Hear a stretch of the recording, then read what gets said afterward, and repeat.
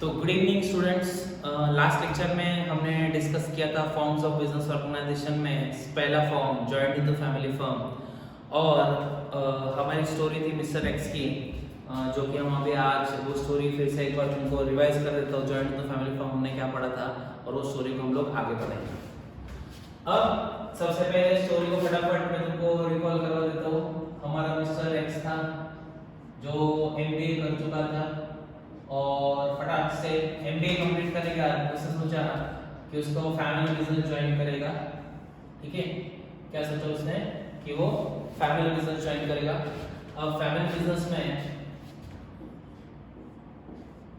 यहाँ पे senior most member था। ठीक है, उसके सारे के सारे इन शॉर्ट फैमिली मेंबर्स थे। एक कुछ फादर मदर मतलब फादर वगैरह सब business father uncle,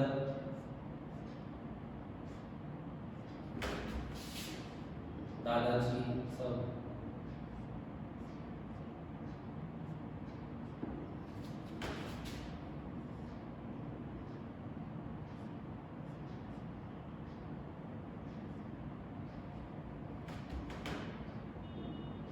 senior most member senior most member.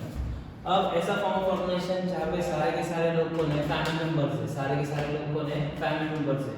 तो सारे के सारे फैमिली मेंबर्स है, तो ऐसे फॉर्म ऑफ ऑर्गेनाइजेशन को हम क्या बोलेंगे, ऐसे फॉर्म ऑफ ऑर्गेनाइजेशन को हम बोलेंगे जॉइंट हिंदू फैमिली फर्म, या फिर इसका दूसरा नाम है हिंदू अनडिवाइडेड फैमिली। इसके लिए एक स्पेसिफिक एक्ट बना है जिसका नाम है हिंदू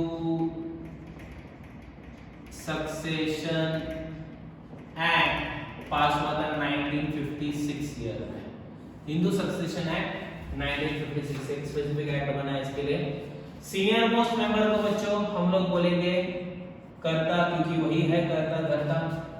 बाकी के लोगों को नाराज नहीं करेंगे, उनको भी नाम देंगे। उनको हमने नाम दिया है कि क्या, कोपार्सेनर्स। क्या नाम दिया है, कोपार्सेनर्स। इसके साथ साथ हमने ये सीखा कि 3 जनरेशन काउंट होता है। सीनियर मोस्ट मेंबर को हम लोग कर्ता बोलते हैं, बाकी के फैमिली मेंबर्स को हम कोपार्सनर बोलते हैं। कर्ता के पास ओनरशिप है, कोपार्सनर के पास भी ओनरशिप है। ओनरशिप के साथ साथ कर्ता के पास मैनेजमेंट, डिसीजन मेकिंग, कंट्रोल, ये तीनों चीजें ओएमडीसी। पर कोपार्सनर का सिर्फ ओनरशिप है। उसके साथ साथ कर्ता का जो लायबिलिटी है ना, कर्ता का लायबिलिटी होता था, मैंने तुमको बोला था अनलिमिटेड। अनलिमिटेड में मैंने तुमको समझाया है if business assets are insufficient, if business assets are insufficient to pay third party liability, then personal property of कर्ता, then personal property of किसका, कर्ता is also attached to it। तो बिजनेस प्रॉपर्टी तो जाएगा ही जाएगा, उसके साथ साथ कर्ता का पर्सनल प्रॉपर्टी भी जाएगा, लेकिन सिर्फ कर्ता का पर्सनल प्रॉपर्टी जाएगा क्योंकि कर्ता का मैनेजमेंट, डिसीजन मेकिंग और कंट्रोल है। को-पार्टनर का पर्सनल प्रॉपर्टी को टच भी नहीं कर सकते क्योंकि उनका सिर्फ ओनरशिप है। कर्ता डिसीजन ले रहा है तो डिसीजन गलत भी हो सकते हैं। तो डिसीजन गलत हो गए तो रिस्पांसिबल कौन होना चाहिए, कर्ता ही रिस्पांसिबल होना चाहिए। सफर किसने करना चाहिए, कर्ता नहीं सफर करना चाहिए क्योंकि उसने गलत डिसीजन लिया। यहाँ पे को-पार्टनर के पास क्या दिया, उन्होंने सिर्फ ओनरशिप दिया है। तो ओनरशिप दिया है तो इसलिए उनका लायबिलिटी क्या है, limited up to their share in business assets of joint Hindu family firm limited. अब मिस्टर एक्स का एमबीए करने का उसका इंटेंशन ऐसा था कि वो फैमिली बिजनेस को रन करेगा, अच्छे से मैनेज करेगा, फैमिली बिजनेस को ग्रो करेगा। पर डिसीजन मेकिंग पावर सब कर्ता के पास होने की वजह से उसको कोई सुनता नहीं था और उसको बोला जाता था कि नहीं तू मत बोल, तू कुछ भी मत बोल। जैसे कि हमारा ये मिस्टर एक्स बेचारा मासूम सा चुपचाप बैठ के सिर्फ सुनने का काम करता था और उसका यहाँ पे कुछ भी नहीं चलता। तो उसका फैमिली मेंबर्स के साथ थोड़ा डिस्प्यूट हो गया। वो बोला कि फैमिली मेंबर्स में बोला कि मेरे को डिसीजन लेके अलग तरीके से बिजनेस रन करना है, ग्रो करना है, मेरे अलग एम्स है लाइफ के, तो और बिजनेस रन करने का मेरा स्टाइल अलग है, तो मैं तुम्हारे साथ बिजनेस रन नहीं कर पाऊंगा, तो मुझे तुम्हारे साथ बिजनेस रन नहीं करना है। तो उसने सोचा कि अब मैं इन सब के साथ बिजनेस रन नहीं करूंगा और उसने क्या सोचा, मैं अभी खुद का बिजनेस रन करूंगा। अब वो खुद का बिजनेस रन कर रहा है, तो अब ध्यान से सुनिए, खुद का बिजनेस रन कर रहा है। ऐसा फॉर्म ऑफ ऑर्गेनाइजेशन जहां पे अभी पिक्चर में तुमको जरा ध्यान से देखोगे तो कितने लोग दिख रहे हैं, एक सिंगल, जो कि कौन है, जो कि हमारा मिस्टर एक्स है, सिंगल पर्सन दिख रहा है। ऐसा फॉर्म ऑफ ऑर्गेनाइजेशन जहाँ पे एक अकेला पर्सन बिजनेस रन कर रहा है, अकेला सिंगल पर्सन बिजनेस रन कर रहा है, ऐसे फॉर्म ऑफ ऑर्गेनाइजेशन को हम लोग बोलेंगे सोल ट्रेडिंग कंसर्न। ऐसे फॉर्म ऑफ ऑर्गेनाइजेशन को हम क्या बोलेंगे? सोल ट्रेडिंग कंसर्न, जहाँ पे सिंगल पर्सन अपना बिजनेस रन कर रहा है। जैसे कि देखो मैंने तुमको बोला था लायबिलिटी हमेशा ओनर्स की रहती है, बिजनेस का लायबिलिटी नहीं रहता है, बिजनेस का सिर्फ नाम रहता है। यहाँ पे भी देखो नाम है बिजनेस का, तो बिजनेस के ओनर्स भी रहते हैं ना, तो यहाँ पे भी बिजनेस के ओनर रहने चाहिए। तो यहाँ के बिजनेस के ओनर को हम लोग प्यार से बोलेंगे सोल ट्रेडर। क्या बोलेंगे? Soul trader. बच्चों अगर रास्ते से चलते चलते या फिर तुम्हारे कोई रिलेटिव है जो अकेले बिजनेस को रन कर रहे हैं, अकेले उस बिजनेस के ओनर है, अकेले उस बिजनेस को मैनेज कंट्रोल डिसीजन मेकिंग सब एक ही पर्सन के पास है, तो वो हो गया सोल ट्रेडर और उसका बिजनेस हो गया सोल ट्रेडिंग कंसर्न। हम लोग फॉर्म्स ऑफ बिजनेस ऑर्गेनाइजेशन पढ़े, फॉर्म ऑफ बिजनेस ऑर्गेनाइजेशन। पहला फॉर्म हमने पढ़ा joint with the family firm, दूसरा फॉर्म ऑफ ऑर्गेनाइजेशन हम लोग पढ़ रहे हैं sole trading concern. Sole trading concern एक ऐसा फॉर्म ऑफ ऑर्गेनाइजेशन है जहाँ पे सिंगल पर्सन बिजनेस रन करेगा, ओनर रहेगा, मैनेजमेंट रहेगा, डिसीजन मेकिंग रहेगा और कंट्रोल रहेगा। सारी की सारी चीजें सिंगल पर्सन के पास रहेगी। OMDC, ownership, management, decision making and control एक अकेले पर्सन के पास रहेगा। पर्सन पर्सन पर्सन, ये पर्सन है, ठीक है, ये बिजनेस ऑर्गेनाइजेशन का नाम है। तो अब डिसीजन मेकिंग और कंट्रोल किसके पास है? उसके पास, तो उसका लायबिलिटी क्या रहेगा? अनलिमिटेड।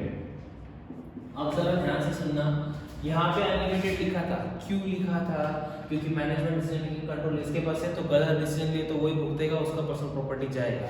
वैसे ही डिसीजन लेने वाला अकेला सोल ट्रेडर है, उसके बाजू वाला शॉप वाला बिजनेस तो रन नहीं कर रहा है, ना ही उससे रिलेटेड डिसीजन ले रहा है, ना ही प्रॉफिट शेयरिंग हो रहा है, सब कुछ खुद के पास ही मिल रहा है, डिसीजन भी खुद ही ले रहा है। तो ऐसे केस में गलत डिसीजन उसने लिया तो रिस्पांसिबल कौन होना चाहिए?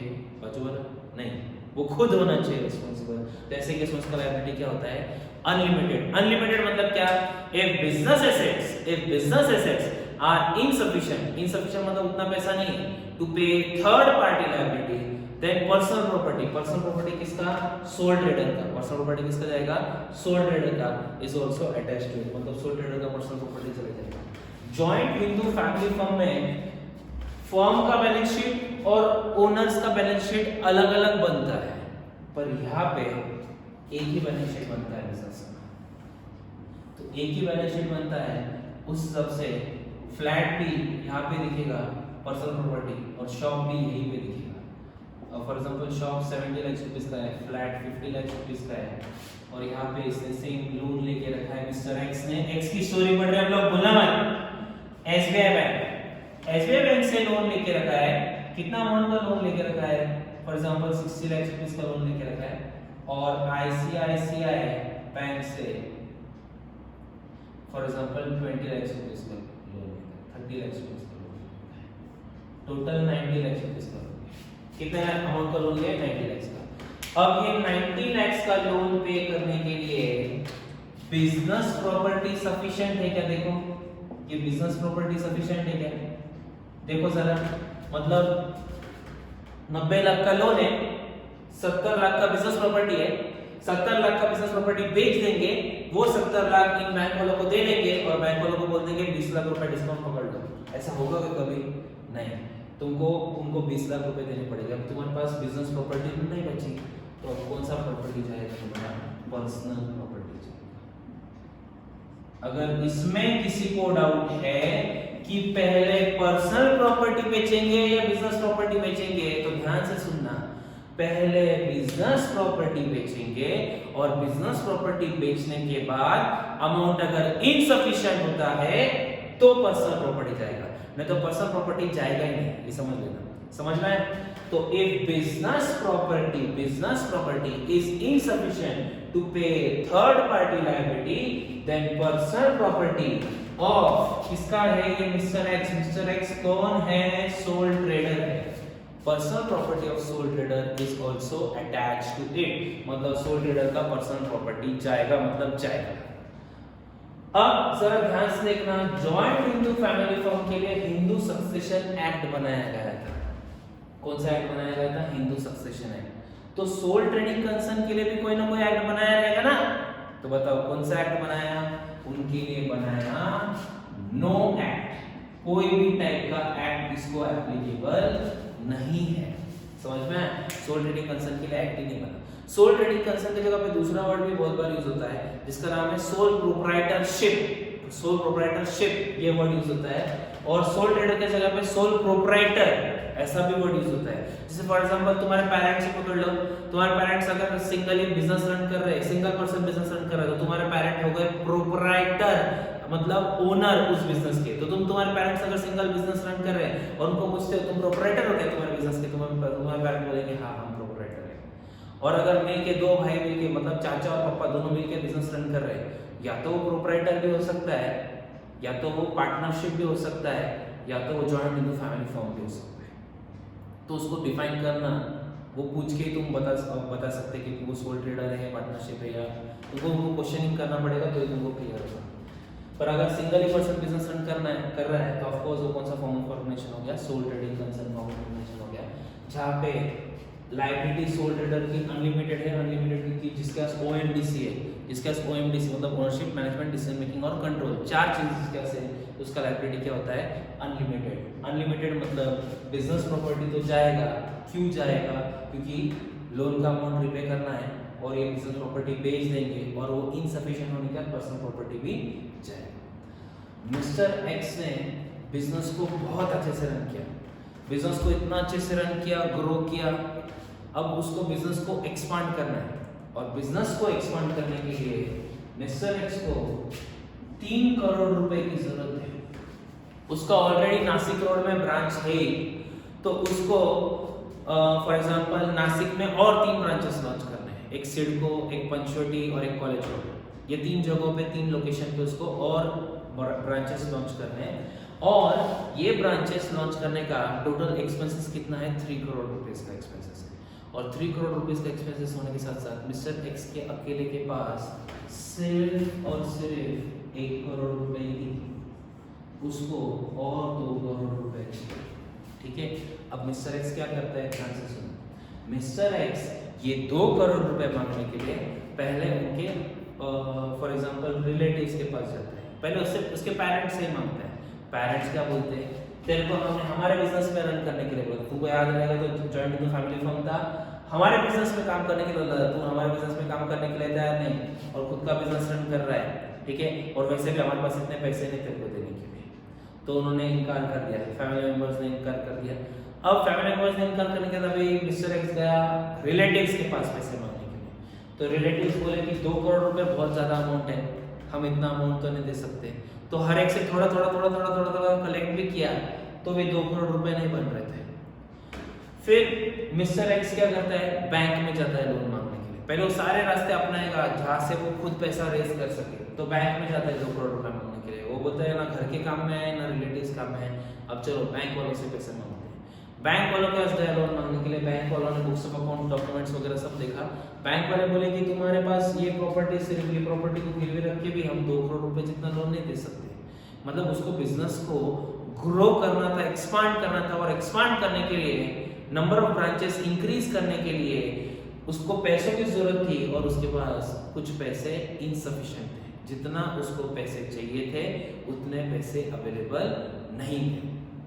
अब उतने पैसे अब उसके पास अवेलेबल नहीं है, तो फिर अभी कैसे करेगा बिजनेस, ग्रो कैसे करेगा, रन कैसे करेगा, एक्सपांड कैसे करेगा। तो वो क्या करता है, वो सोचता है कि अभी बिजनेस ग्रो करना है, रन करना है, किसी भी हालत में एक्सपांड करना है, और घर वालों को भी प्रूव करके दिखाना है कि मैंने तुम्हारा बिजनेस छोड़ के मेरे मैनेजमेंट स्ट्रेटेजी यूज किए और मेरा बिजनेस रन किया, ग्रो किया, तो मैं कहीं एक हायर लेवल पे पहुंच गया हूं, ऐसा मुझे मेरे फैमिली मेंबर्स को प्रूव करना है। तो अब ये सब चीजें करने के लिए मिस्टर एक्स ने उसके फ्रेंड्स के पास जाने का सोचा, जो कि बहुत पैसे वाले हैं। तो मिस्टर एक्स उसके 2 दोस्तों के पास जाता है, जो कि एक चंगू है और एक मंगू है। चंगू मंगू, इन 2 दोस्तों के पास जाता है। चंगू मंगू जो चाइल्डहुड फ्रेंड्स है, चंगू मंगू क्या जाता है मिस्टर एक्स और उनको बोलता है कि मुझे पैसों की बहुत ज्यादा जरूरत है, तो आप हो सकते हैं तो मुझे पैसे प्रोवाइड करने का काम कीजिए प्लीज। तो मिस्टर एक्स चंगू मंगू से पैसे मांगता है। तो अब चंगू मंगू से जब मिस्टर एक्स पैसे मांगता है, तो चंगू मंगू दोनों पैसे वाले पहले से, वो उसको पैसे देने के लिए तैयार तुरंत हाँ नहीं बोलते, वो बोलते हैं कि हम तेरे को सोच के कल बताएंगे। उसको तुरंत आंसर नहीं देते चंगू। अगले दिन ये तीनों मिलते हैं, तो चंगो मंगो ना आपस में मिलने से पहले ये दोनों आपस में मिलकर डिसाइड करते हैं और ये सोचते हैं कि हम मिस्टर एक्स को पैसा तो देंगे, पर वैसे भी चंगो मंगो आपस में डिस्कशन कर रहे हैं। क्या डिस्कशन कर रहे हैं, ध्यान से सुनो। चंगो मंगो बोलता है कि देख, हम लोग दिन भर बैठ के टाइम पास करते रहते हैं, गेमिंग करते रहते हैं और हमारे पेरेंट्स हमसे पहले से ही परेशान है, ठीक है। तो अब हम हमारे पेरेंट्स को प्रूव करके दिखाएंगे और बिजनेस को रन करने के साथ साथ एक्स को बोलेंगे हम पैसे तो देंगे, उसके साथ साथ हमको तेरे बिजनेस में पार्टनर बनाना पड़ेगा और हम उसके बिजनेस को आगे ग्रो करेंगे। वैसे एक्स हमारा चाइल्डहुड फ्रेंड है, तो हम उसके साथ बिजनेस रन करके उस बिजनेस को ग्रो करने का काम करेंगे, ताकि हमारे पेरेंट्स को जो फियर था कि हम कुछ करेंगे नहीं, आगे बढ़ेंगे नहीं, तो ये हमारे पास अपॉर्चुनिटी, ऐसा इन दोनों का डिस्कशन हो। फिर एक्स एंटर करता है इनके स्टोरी में, ध्यान से सुनो। एक्स ने एंटर किया और एक्स पूछता है क्या हुआ पैसों का, 2 करोड़ रुपए देने वाले थे, तुम लोग दे रहे हो क्या नहीं दे रहे हो, मुझे क्लियरली बताओ। तो चंगू मंगू बोलते हैं कि हम तेरे को 2 करोड़ रुपए देने के लिए रेडी है। चंगू 1 करोड़ रुपए देने के लिए रेडी और मंगू 1 करोड़ रुपए देने के लिए रेडी, पर उन दोनों ने बोला कि हमारा एक शर्त है। तो शर्त क्या है, क्या ऐसा शर्त रखा है? अब शर्त ऐसा रखा चंगू मंगू ने बोला कि हम तुमको 1 करोड़ रुपए देने के लिए रेडी है, मतलब ये 1 करोड़ टोटल 2 करोड़ देने के लिए रेडी है, पर तेरे को हमें बिजनेस में शेयरिंग देना पड़ेगा प्रॉफिट में, और बदले में हम तेरे बिजनेस में मैनेज भी करेंगे, हम मेहनत भी लेंगे, तू जितना मेहनत कर हम भी उतना मेहनत करेंगे, पर हमको तेरे को क्या बनाना पड़ेगा, तेरे बिजनेस में प्रॉफिट शेयरिंग करने का मुझे शेयरिंग देना पड़ेगा इंश्योर। तो मिस्टर एक्स चंगू मंगू के 2 मिनट लेता है, सोचता है कि यार चंगू मंगू मेरे बिजनेस में आ जाएंगे तो मेरे बाकी के 2 ब्रांचेस मुझे रन करने हैं, तो ब्रांचेस रन करने के लिए 2 करोड़ रुपए चाहिए, उनसे 2 करोड़ रुपए भी आ जाएंगे। ये दोनों मेरे चाइल्डहुड फ्रेंड है, मेरे को इन पे भरोसा है, तो ये मेरे बिजनेस को आगे ग्रो भी कर सकते हैं और हम तीनों मिलके बिजनेस को बहुत ज्यादा लेवल पे एक्सपांड भी कर सकते हैं, जो मैं अकेला नहीं कर सकता हूँ। अकेला चलो उससे अच्छा 2-3 लोगों को साथ में लेके चलूँ तो मेरा बिजनेस और ग्रो होगा और एक्सपांड होगा। इसी सोच के साथ एक्स ने चंगू और मंगू को बोला कि हम तीनों मिलके बिजनेस रन करते चलो, और मैं तुम्हारा ये शर्त एक्सेप्ट करता हूँ। अब पिक्चर में जरा ध्यान से देखोगे तो 2 नहीं कितने लोग आ गए,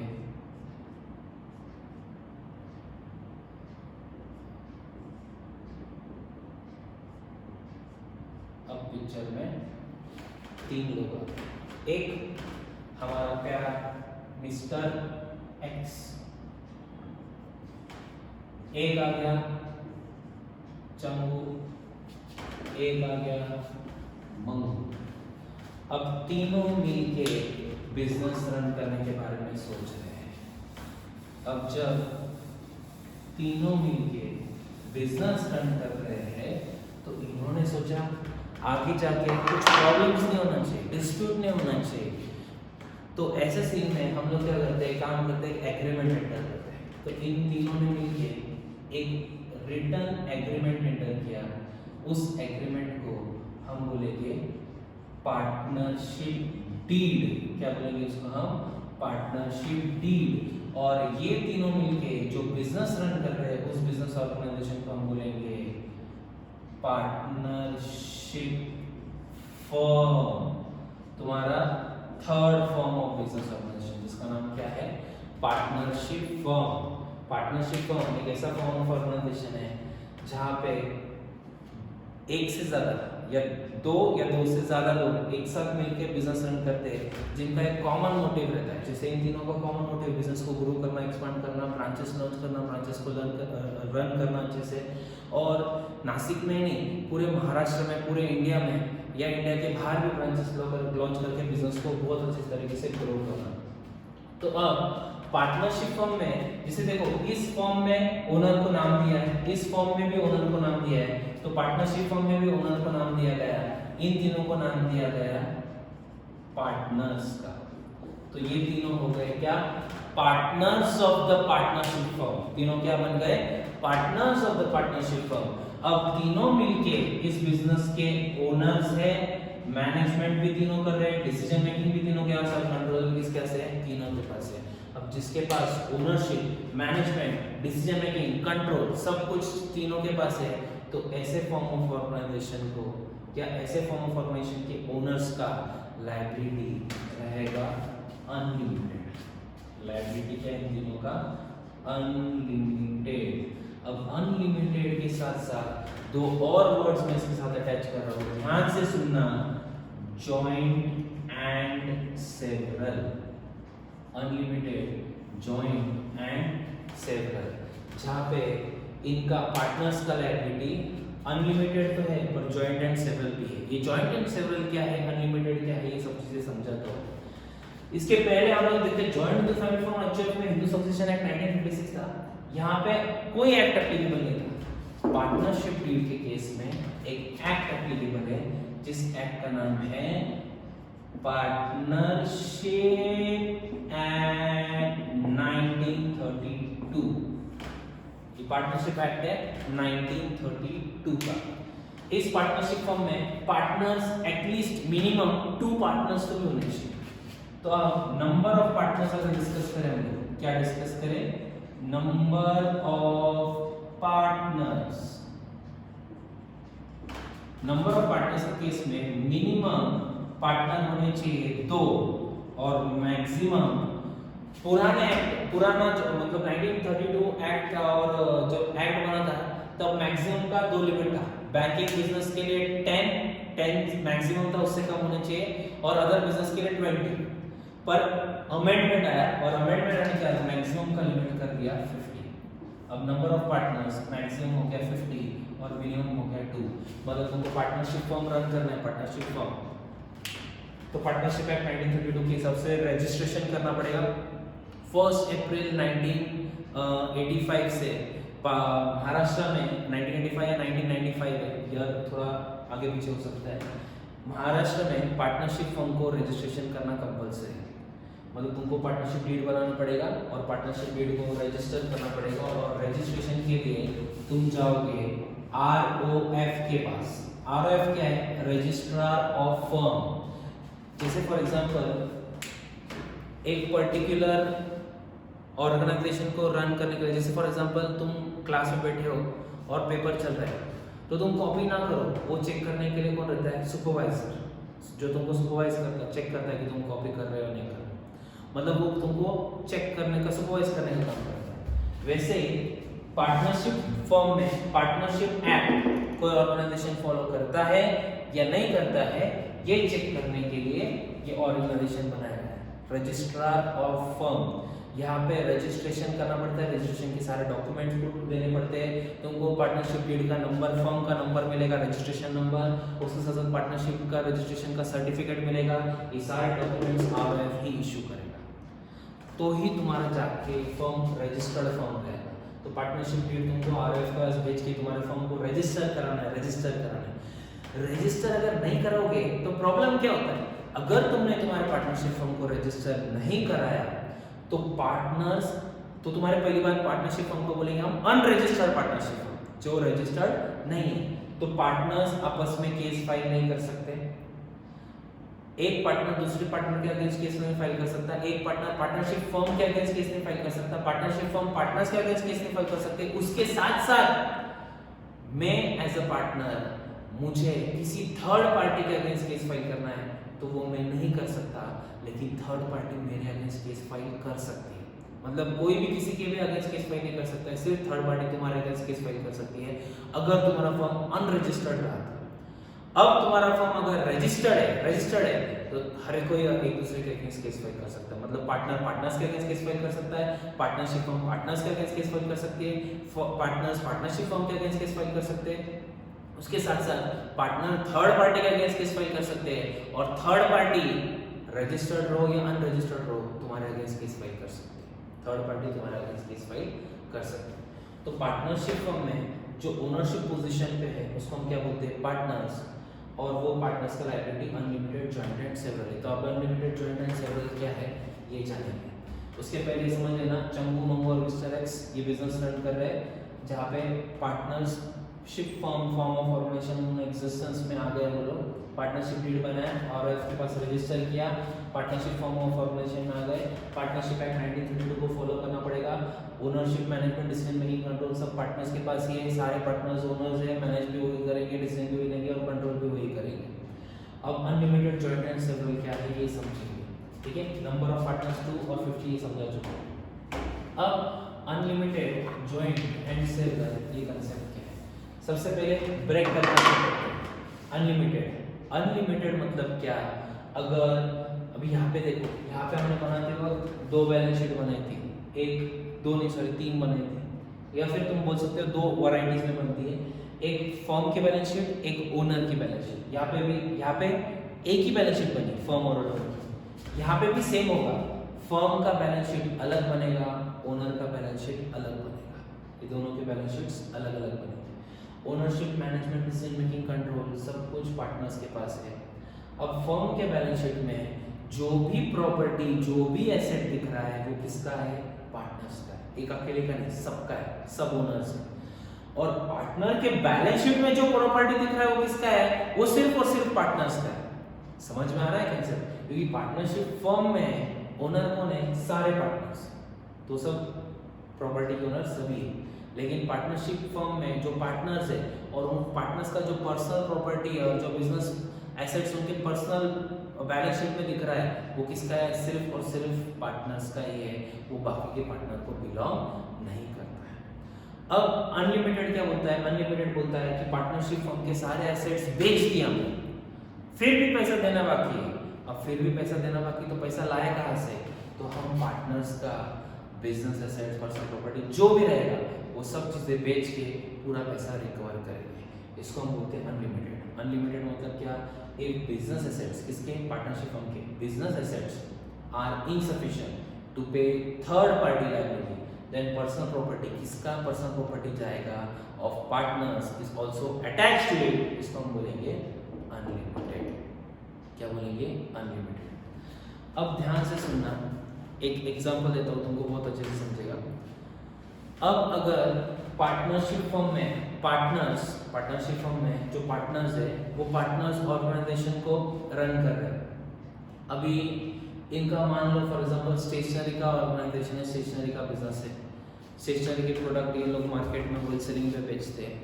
अभी फॉर एग्जांपल तुम में से कोई स्टेशनरी के आइटम्स लाने के लिए गया, अभी नहीं जा सकते, अभी कोरोना वायरस, तुमको घर पे बैठना है, अभी नहीं जाना है। इनकेस ओपन हो जाता है और फिर तुम जाते हो इनके स्टोर में कुछ खरीदने के लिए, तो अब खरीदने के लिए तुम लोग गए, खरीदने के लिए जाने के बाद तुमने फॉर एग्जांपल काउंटर पे, स्टोर पे फॉर एग्जांपल मिस्टर एक्स बैठा था और एक्स से तुमने कुछ चीज़ें मांगी। एक्स बोलता है थोड़ी देर बैठ जाओ। चंगू मंगू मेरे जो पार्टनर्स हैं वो खाना खाने के लिए गए, वो जब खाना खा के आ जाएंगे तो हम तीनों मीटिंग कंडक्ट करेंगे। मीटिंग कंडक्ट करने का तुमको प्रोडक्ट बेचने का नहीं ये डिसाइड करेंगे और फिर ही तुमको प्रोडक्ट बेचेंगे। क्या लगता है ऐसा करेंगे वो लोग? बिल्कुल नहीं। चंगू मंगू को पूछने की जरूरत नहीं है, ओनर तीनों हैं, तो ये छोटी छोटी चीज़ें पेन बेचो, पेंसिल बेचो, ये सब तीनों को बुला के मीटिंग कंडक्ट करने की जरूरत नहीं और उतने देर तक कस्टमर भी नहीं रुकेगा, तो मिस्टर एक्स खुद होकर वो प्रोडक्ट को बेच देगा। ये छोटी छोटी चीज़ों के बारे में डीड में लिखना जरूरी क्या? ऐसे तो डीड फिर तो बहुत बड़ा डीड बन जाएगा, तो छोटी छोटी चीज़ें डीड में लिखने की जरूरत नहीं है। इसको हम बोलते हैं प्रिंसिपल ऑफ म्यूचुअल एजेंसी। जिस केस में ये जो पार्टनर्स है, ये पार्टनर्स के खुद के पास इंडिविजुअल बेसिस पे राइट्स दिए गए कि वो छोटे से मोटे डिसीजन जो भी रहेंगे उनको खुद लेते रहेंगे। अब मिस्टर एक्स को तुमने छोटे छोटे डिसीजन देने का राइट दे दिया, तो मिस्टर एक्स बड़े बड़े डिसीजन भी बिना पूछे लेने लग गया प्रिंसिपल ऑफ म्यूचुअल एजेंसी के बेस पे, जिसकी वजह से लॉस हो गया। वो लॉस किसको भुगतना पड़ेगा? सारे पार्टनर्स, ये जो 3 पार्टनर्स हैं तीनों को लॉस भुगतना पड़ेगा। मतलब एक की गलती की वजह से जो भी नुकसान हुआ वो तीनों को मिलके भरना पड़ेगा, उसको हम बोलते हैं जॉइंटली। अनलिमिटेड के बाद अगला वर्ड जो हमको सिखाया है joint. Unlimited, joint and several, जिसमें जॉइंटली हर कोई रिस्पॉन्सिबल रहेगा, हर एक को लॉस मिलके रीपे करना पड़ेगा। अब और सेवरल क्या होता है उसके बारे में जानने के लिए जरा ध्यान दे लीजिए। एक्स, सी और एम, ये 3 पार्टनर हैं, एक एक्स है, एक सी है और एक क्या है? एम है। ये तीनों पार्टनर्स मिलके पार्टनरशिप फर्म रन कर रहे हैं। अब इनको लॉसेस हो गया, लॉसेस होने के बाद अब ध्यान से सुनना, 60 लाख रुपीस रिपे करने। कितने रिपे करना है? 60 लाख। बिजनेस एसेट्स वगैरह सब कुछ बेच दिया, सब कुछ बेचने का 60 लाख रुपीस देने तो अब 60 लाख रुपीस देने तो तीनों पार्टनर में डिवाइड होगा तो 20 लाख 20 लाख और 20 लाख ऐसा डिवाइड होगा, तीनों में डिवाइड होगा तो कैसे डिवाइड होगा 20 लाख 20 लाख 20 लाख। अब 20 लाख 20 लाख 20 लाख इस हिसाब से तीनों को पे करना है। ये जो मंगू है ना, मंगू 10 लाख रुपए दिए इसने, 10 लाख रुपए देने के बाद रिमेनिंग 10 लाख के लिए वो हो गया इंस्टॉलमेंट। इंस्टॉलमेंट मतलब कंगाल हो गया। अब ध्यान से सुनो, अगर थर्ड पार्टी लायबिलिटी रीपे करते वक्त कोई एक पार्टनर इंसॉल्वेंट हो जाता है तो उसका रिमेनिंग सॉल्वेंट पार्टनर को उठाना पड़ेगा, जिसको हम बोलते हैं सेवरली। अब ये 10 लाख रुपए कौन नुकसान कौन उठाएगा? चंगू और एक्स दोनों को मिलकर 25 लाख। ठीक है। अब अगर तुम्हारा अगला सवाल ये है कि ये 25 लाख में से ये थोड़े पैसे देके ये इंसॉल्वेंट हो गया तो x को पूरे पैसे देने पड़ेंगे, और x भी पैसे देके उसकी वो भी इंसॉल्वेंट हो गया तो ये क्वेश्चन तुम फिर से कल के लेक्चर जैसा पूछ रहे हो। मैंने तुमको यहाँ पे बोला था, यहाँ पे क्या समझाया था कल के लेक्चर में? मैंने तुमको बोला था को पर्सनल के पर्सनल प्रॉपर्टी की तरफ देखना भी मत। मतलब जब कभी बैंक लोन देगी तो क्या देगी? ये दोनों की प्रॉपर्टी को देख के लोन देगी। ठीक है, ध्यान से सुनना। यहाँ पे भी बैंक लोन देगी, ये तीनों का प्रॉपर्टी मिलके और फर्म का प्रॉपर्टी मिलके तुमको लोन दिया रहेगा। तो लोन अमाउंट इन तीनों के प्रॉपर्टी और इस प्रॉपर्टी से ज्यादा हो ही नहीं सकता। तो एक्स इंसॉल्वेंट होने के बाद पैसे बच गए देना, इसकी पॉसिबिलिटी बैंक के लोन के केस में कम है। लेकिन अगर क्रेडिटर्स का पैसा देना है, क्रेडिटर जो अनसिक्योर्ड है, सिक्योर्ड नहीं, कोई एसेट गिरवी नहीं रखा है, तो ऐसी सिचुएशन में इसने फॉर एग्जांपल 15 लाख रुपए दिए और ये इंसॉल्वेंट हो गया, बचे कितने? 10 लाख। ये 10 लाख देने पड़ेंगे ए को, तो ए 10 लाख रुपए देगा, मतलब 35 लाख रुपीस देगा। 35 लाख रुपीस में से 20 लाख रुपीस दे दिए, 15 लाख रुपए बच गए। तो जिन के 15 लाख रुपए बाकी है ना, वो बैड डेट स्टेट कर, क्योंकि ए भी क्या हो गया? इंसॉल्वेंट हो गया। बैंक का लोन का अगर केस है तो बैंक पहले प्रॉपर्टी चेक करती है, फिर तुमको लोन मिलता है। तो तुम्हारे प्रॉपर्टी से ज्यादा अमाउंट का लोन तुमको मिलता ही नहीं है, तो सारे इंस्टॉलमेंट होने के बाद भी बैंक के पैसे देने बाकी है, ऐसा पॉसिबल नहीं होगा। लेकिन अगर क्रेडिटर्स के पैसे देने बाकी, ऐसा पॉसिबल हो सकता है। तो क्रेडिटर्स को ध्यान से सुनना, इंस्टॉलमेंट का ट्रीटमेंट करना पड़ेगा, बैड डेट ट्रीट करना पड़ेगा उसको। ठीक है। तो पार्टनरशिप डीड बनाने के बाद पार्टनरशिप फर्म एग्जिस्टेंस में आएगा। पार्टनरशिप फर्म में जो पार्टनर्स है उनके पास ओनरशिप, मैनेजमेंट, डिसीजन मेकिंग और कंट्रोल है। तो जिसके पास ओएमडीसी है उसका लायबिलिटी क्या है? Unlimited, joint and several. एक पार्टनर कंगाल हो गया तो उसका जितना भी नुकसान हुआ वो भुगतना किसको पड़ेगा? सारे रिमेनिंग सॉल्वेंट पार्टनर्स को उठाना पड़ेगा। और एक पार्टनर ने गलती कर दी, उसका लॉस किसको उठाना पड़ेगा? सारे पार्टनर को उठाना पड़ेगा। क्योंकि प्रिंसिपल ऑफ म्यूचुअल एजेंसी ये बोलता है कि तुम छोटे छोटे डिसीजन लेना है तो खुद ब खुद ले सकते हो, यहाँ पे तुमको बाकी किसी भी पार्टनर को पूछने की जरूरत नहीं है। अब ये सब चीजों के साथ साथ एक बार फिर से मैं तुमको ये सब चीजें रिवाइज कर देता हूँ। ठीक है, ये सारी चीजें एक बार आज के लेक्चर का पार्ट पूरा ये रिवाइज कर देता हूँ, मैंने तुमको अब तक क्या क्या सिखाया। ठीक है,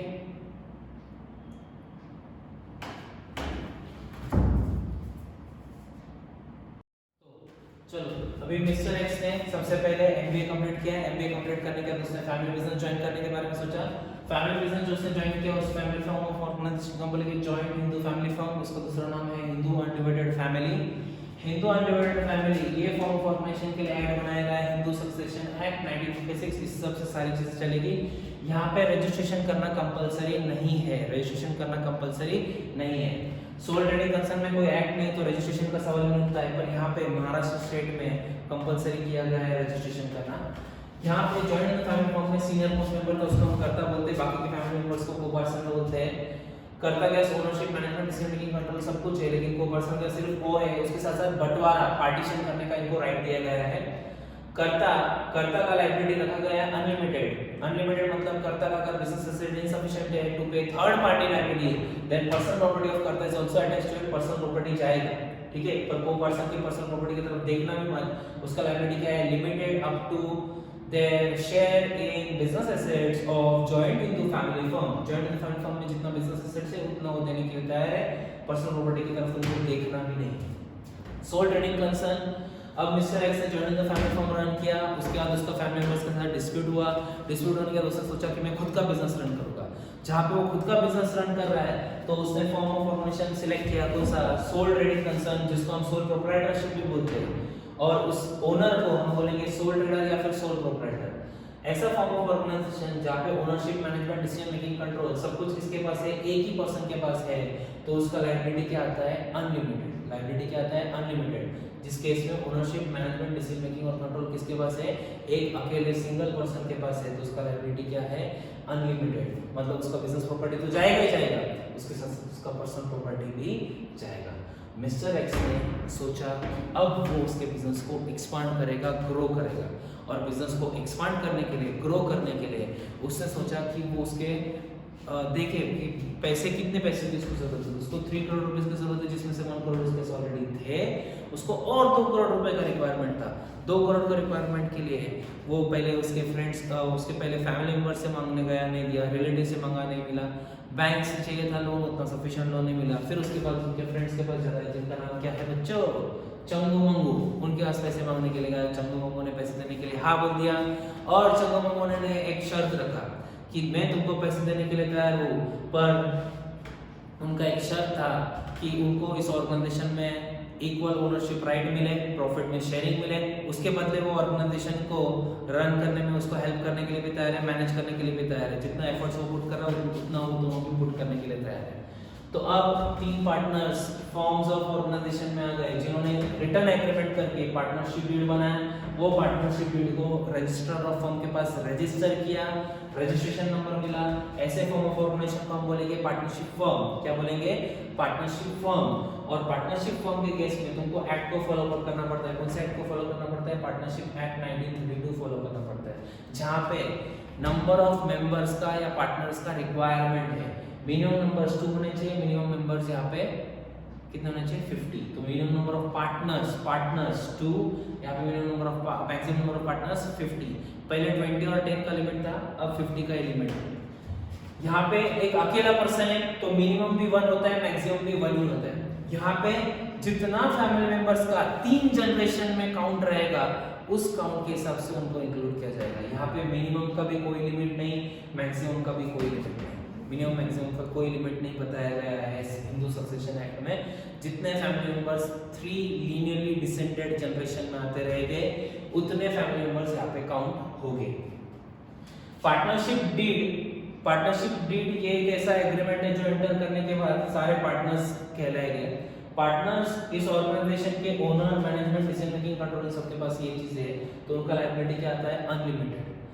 अनलिमिटेड मतलब बिजनेस प्रॉपर्टी अगर इनसफिशिएंट है to pay third party liability, then personal property of partner is also attached to it. Partners का पर्सनल प्रॉपर्टी भी क्या होगा, उसको अटैच होगा। मतलब पार्टनर्स को उनका पर्सनल प्रॉपर्टी क्या करना पड़ेगा, दे देना पड़ेगा अगर इनसफिशिएंट है। इसमें जॉइंट और सेवरल क्या है ये समझना है। ये मैंने तुमको समझाया यहाँ पे मैंने तुमको बोला, अभी जैसे मैंने बोला मिस्टर एक्स स्टोर पे है, तो तुम अगर उससे कोई स्टेशनरी प्रोडक्ट मांगने जाते हो तो वो चंगू मंगू को बुलाएगा, उनके साथ मीटिंग कंडक्ट करेगा, फिर तुमको बेचेगा, ऐसा तो होगा नहीं। वो खुद बेच सकता है, क्योंकि उसको एक राइट्स दिए गए। प्रिंसिपल ऑफ म्यूचुअल एजेंसी बोलते हैं कि छोटी छोटी चीजें ना ही डीड में लिखने की जरूरत है, ना ही इसके बारे में इन्फॉर्म करने की जरूरत है। वो नेचुरल है कि तुमको अगर कोई कस्टमर आ रहा है, तुमको उसको प्रोडक्ट बेचना है, तुमको मीटिंग कंडक्ट करने तक कस्टमर वेट नहीं करने वाला। तो छोटे मोटे डिसीजन देने का प्रिंसिपल ऑफ म्यूचुअल एजेंसी ने राइट दे दिया मिस्टर एक्स को, तो मिस्टर एक्स बड़े बड़े डिसीजन खुद ब खुद लेने लग गया। बड़े बड़े डिसीजन लेने की वजह से कुछ लॉस हुआ, वो लॉस किसको भुगतना पड़ेगा, सबको।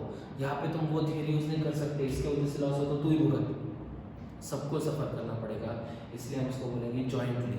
और सेवरली कब बोलेंगे, अगर 3 पार्टनर को उनका लायबिलिटी रिपे करना है, personal property for example 60 lakh rupees का रिपे करना है बेच के, तो 60 लाख में से इसने 10 लाख रुपीस पे किए मंगू ने, तो उसके इंसॉल्वेंट हो गया। 10 लाख रुपए देके क्या हो गया, कंगाल हो गया, कंगाल इंसॉल्वेंट हो गया।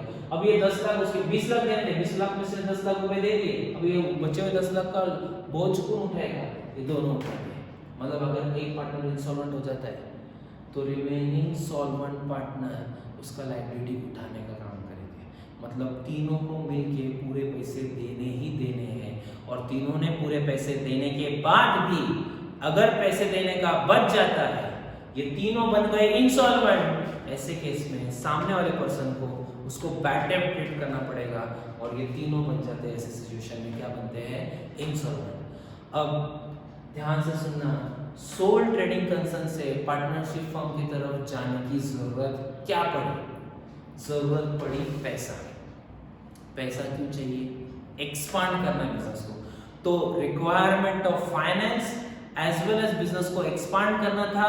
ये दो रीजन की वजह से सोल ट्रेडिंग कंसर्न से हम कहाँ आए, पार्टनरशिप फर्म की तरफ आए। सोल ट्रेडिंग कंसर्न से कहाँ आए हम लोग, पार्टनरशिप फर्म की तरफ आए।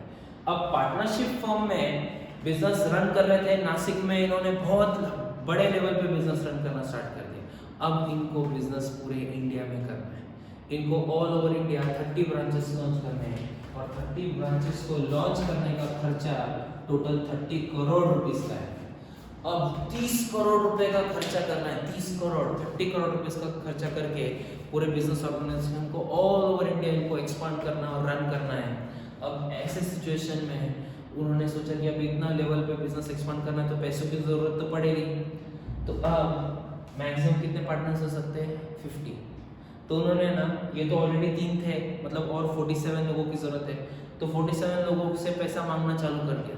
सारे के सारे लोग ऐड करके रिलेटिव से पैसा मांगा, फिर बैंक वालों से पैसा मांगा, पर ये 30 करोड़ रुपीस कुछ जनरेट नहीं हो रहा था। तो 30 रुपीस कोई जनरेट नहीं हो रहा है, तो अब ऐसी सिचुएशन में क्या करेंगे? अब ध्यान से सुनना, जब इनको बिजनेस एक्सपांड करना था तब यहाँ से एक्स आया चंपू मम्मू के साथ पार्टनरशिप फर्म बनाया। अब यहाँ पे बिजनेस एक्सपांड करना है तो अब आगे जाएगा, तो अब आगे वो बैंक से पैसा मांग रहा है, रिलेटिव से पैसा मांग रहा है, और पार्टनर्स ऐड करने की कोशिश कर रहा है, पर फिर भी 30 करोड़ रुपीस जनरेट नहीं हो रहे हैं। जिसका कोई नहीं होता है उसका होता है पब्लिक। अब उन्होंने सोचा हम 30 करोड़ रुपीस पब्लिक से रेस करेंगे। कैसे रेस करेंगे पब्लिक से? हम पब्लिक को ओनर बनाएंगे, और ओनर बनाने के बाद उनसे ये बिजनेस ऑर्गेनाइजेशन में जितना भी प्रॉफिट होता है वो प्रॉफिट का उनको शेयरिंग देंगे। तो उनको शेयरिंग देंगे in the form of dividend, उस शेयरिंग को हम डिविडेंड बोलते हैं, और उन सबको इस बिजनेस का ओनर बनाएंगे। तो अब हम लोग बढ़ रहे हमारे अगले फॉर्म ऑफ ऑर्गेनाइजेशन की तरफ, जहाँ पे इनको पैसों की जरूरत थी पर इनको कोई पैसा देने के लिए तैयार नहीं था। तो अब ये पैसे मांगने के लिए किसके पास जाते हैं? पब्लिक के पास जाते हैं। 30 करोड़ रुपए मांगने के लिए किधर गए? पब्लिक के पास गए, पब्लिक से पैसा मांग रहे हैं। तो ऐसे केस में हम लोग एंटर हो रहे अगले फॉर्म ऑफ ऑर्गेनाइजेशन की तरफ, जो कि हमारा और तुम सबका फेवरेट, जो कि जॉइंट स्टॉक कंपनी। और जॉइंट स्टॉक कंपनी के बारे में डिटेल में जानने के लिए मेरे साथ बने रहिए। आज के लिए आज का स्टोरी अपना इतना ही था, आज के लिए इतना ही। अगला लेक्चर बहुत ही ज़्यादा इंपॉर्टेंट है, जॉइंट स्टॉक कंपनी सबका फेवरेट है, तुम्हारा मैथ्स रहेगा तो भी बहुत ज़्यादा इंपॉर्टेंट है इसको समझना, जॉइंट स्टॉक कंपनी, क्योंकि आगे की बहुत से ऐसे चैप्टर भी है जो उससे रिलेट कर रहे हैं, और बेसिक पार्ट है, बेसिक वाला पार्ट तुमको समझना बहुत जरूरी है, ठीक है। जिसमें मैं कल के लेक्चर में जॉइंट स्टॉक कंपनी क्या होता है, उसमें शेयर्स, फिर डिविडेंड, फिर तुमको एक और मैंने सेकंड लेक्चर में प्रॉमिस किया था कि मैं तुमको बताऊंगा कि गवर्नमेंट कंपनी में अगर किसी का 51% ज़्यादा स्टेक आ जाता है तो कंट्रोल कैसे किया जाता है, वो भी कंसेप्ट हम लोग हमारे अगले लेक्चर में कवर करेंगे। आज के लिए इतना ही। Stay safe, stay at home, take care of yourself as well as your family. Thank you very much, have a good day ahead. Thank you.